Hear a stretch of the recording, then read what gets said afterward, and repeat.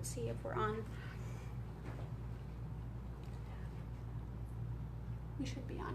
Hey guys, we're just getting started here, getting all set up. We'll start at about 11 o'clock, which gives us just a few more minutes.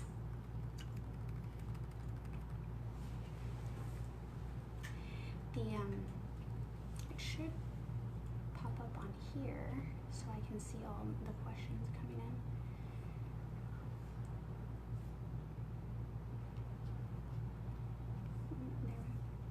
There we go. Yeah, we got people joining. We're up to 4. People are saying hey. Yep, there it is.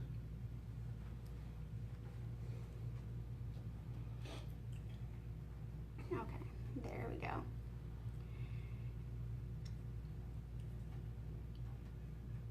Hey guys, we're just getting started right now. We'll start up in the next couple minutes. Just let some people get in on the Facebook Live.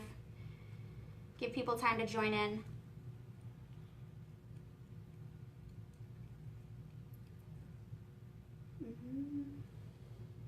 Okay, so mine is on silent.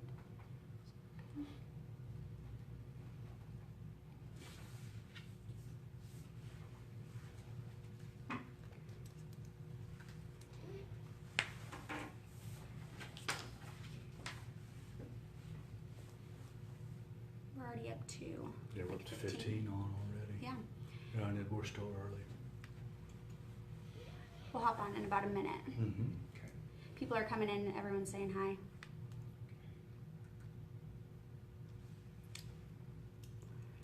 Usually we have about like 55-ish, but a lot of them come in on afterwards and watch. Yeah, all through the day and the following day. Gotcha. But Yeah. They can watch them all on the site. Fantastic. Yeah.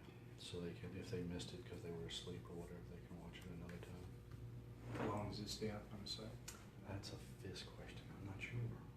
what's the question? How long did the video stay up on the site for the drivers to watch? Before they were having them do them for like 72 hours and then take them down, but I've noticed that they are keeping all of them up there now, so. So they have access to the archives? Yep. Yeah. Yep. All right, let's go ahead and get started. Okay. Hey guys, welcome to this week's Facebook Live broadcast. Today we have Executive Vice President Don Welchoff here to talk about some freight and some other things. Please send in all of your questions and we'll try to get all of them answered. Don? First off, I'd like to start by thanking all of our drivers, owner-operators, and office staff for your commitment to safety and service. Everyone's efforts enable us to grow our current customer base as well as new customers. Our drivers represent Tri-State in the customer's eyes. Your appearance and how you act are critical to our image. The feedback I receive from the majority of our customers is that Tri-State drivers exhibit professionalism and know-how. So many of you ask what our customer base is. Why are we are a diverse and specialized carrier. We recognize the DoD and their rates are very attractive. But volumes fluctuate depending on the time of the season and location. The DoD has a 4-day work week, limiting utilization of our fleet. Also, there are irregular lanes that involve excessive deadhead. What we've done from a sales approach is diversify our customer base with commercial freight in order to provide our driver-friendly freight that is available year-round, minimizing our relation and reliance on brokered freight to increase utilization. I have a chart behind me, and the chart shows this pie chart that the customer base is 35% Department of Defense, which ranks Tri-State as the #1 carrier by volume and revenue for the DoD. If we tried to pursue more DoD, we would cause the market saturation and dilution of rates. The remaining 61% of the freight base consists of commercial explosives, government contractors, for the Department of Defense and Department of Energy, hazardous waste, and high value and dedicated freight. We have 4%. This graph chart shows 4% of our freight is brokerage. We utilize this freight to get drivers home without deadhead and to reposition our trucks after government loads that are in irregular lanes. Most recently, in the last quarter, the brokerage freight has been less than 2% and will continue to be driven down as we replace broker freight with commercial customers. The diverse freight base allows us to remain recession-proof and provide steady revenue 52 weeks out of the year. I want to point out that not every shipment at Tri-State hauls is a perfect load. Some customers are very demanding, which creates burden on our drivers and our operations team as a whole. We recognize this and ask that our drivers support these customers and trust that we will try to accomplish as a company, which is increasing our customer base and revenue and profitability. Another topic I would like to address is communication. Communication is the key to our success in any company. We must be proactive, not reactive, when handling any customer shipment. If you have a concern about a shipment, we must provide the correct information. We must provide you the correct information on the shipments. If you feel that at any time that the shipment is not safe to travel because of not properly secured, you must immediately notify your driver manager or after hours. Under no circumstances do we want to put yourself or the public in harm's way. The same goes for weather. If you run into adverse conditions, which at this time of the year, snow, sleet, and freezing rain, in many regions will impact your transit time. We ask for you to be proactive and communicate that with your driver manager or after hours. We would rather see a load be late than not get there at all. When problems arise, please share those. Share those with the driver manager, the managers, the department heads. Our ears are open to hearing the problems that you have as a driver in the field. We will not put anybody in jeopardy at any time from a shipper or consignee. If you feel that you're... Yes, Brittany. So we have a question coming in from Lisa Brandon. She says, do you know if we will be increasing the governed speed of the truck? At this point, I can tell you there is nothing that is identified that we are going to, from a company's policy, increasing speed.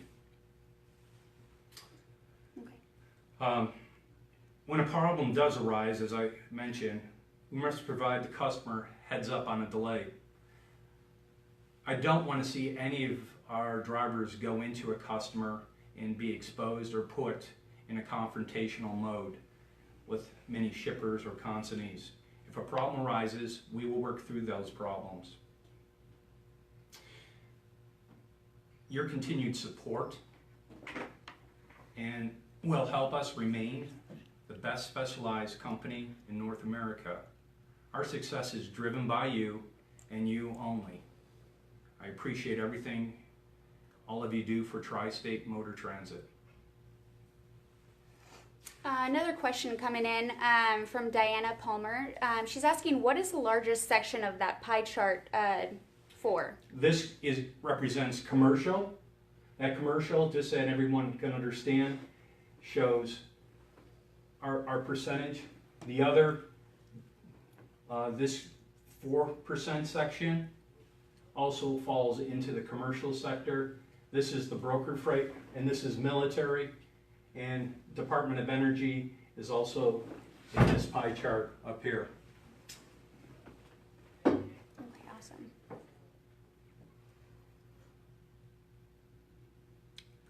And This right here shows the commercial from the total revenue north of 45 million to the military, which is approximately 34 million. If you take a look at total miles, the larger chart up top is close to 17.5 million miles year to date for the commercial sector, and military is approximately 8.5 million miles.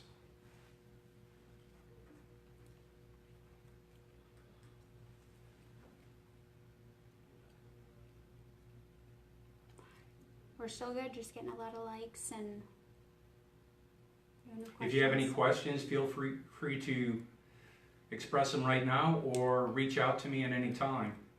I'm generally in the field, so you may not get me on you may get my voice message, but I follow up on every call. Don, I think one of the other questions that we have come up in a lot of the Facebook Lives is after hours dispatch. Are we making any progress on after hours additions for the drivers? We have we've added 2 additional staff members for weekend and after hours recently. We recognize that you, our internal customer, are challenged today trying to get through. We hear the same from our external customers trying to get through. So as we train more individuals, we will try to reduce your wait time to get through and to provide answers to you when problems do arise, which we recognize we are operating more on a 7-day week because our commercial sector is so large, as opposed to the DoD, which works on a 4-day work week. So, by us working on a 7-day work week, it helps increase utilization, miles, and revenue. So we recognize the impact has been a dramatic change for a lot of drivers that came over from R&R that were predominantly a 4-day work week and a lot of Department of Defense. I know it's taken an adjustment, a cultural change, and I appreciate those that have adjusted to that. It's a little unique, but it's what makes us successful. Anything else that you want to add, Don? No, not at this time. Guys, we're about to wrap up Facebook. If you have any last minute questions that you can sneak through, let's see. Question came through right now. It says, are you getting the fuel surcharges adjusted? They adjust on a weekly basis. Most of our fuel surcharge, with the exception of government, is based on a mileage, and it adjusts on a weekly basis with the Department of Energy. So with the energy index adjusts on every Tuesday, the fuel surcharge adjusts those days also. Okay, awesome. Morris Joseph asks, when will we get some sort of method to see the fuel discounts before we fuel? It would be helpful with trip planning. Unfortunately, I don't have an answer on that. That's another department that handles that. We can certainly take that question away and try to provide you some feedback and an answer. But at this time, I don't have an answer to provide you. Good. All right, guys, I think we're going to be wrapping up if I don't see anything come in the next few seconds. Thanks, guys, for joining in, and we'll see you in the next week. Be safe and travel in the environment that you need to, as far as with our customers and with your families, that you remain safe. We recognize it's a tough environment out there, and anytime you have my ear, John Wilbur's, or Russ Thompson to address any issues that you feel that need to be raised. Thank you and have a good weekend. Thanks, Don.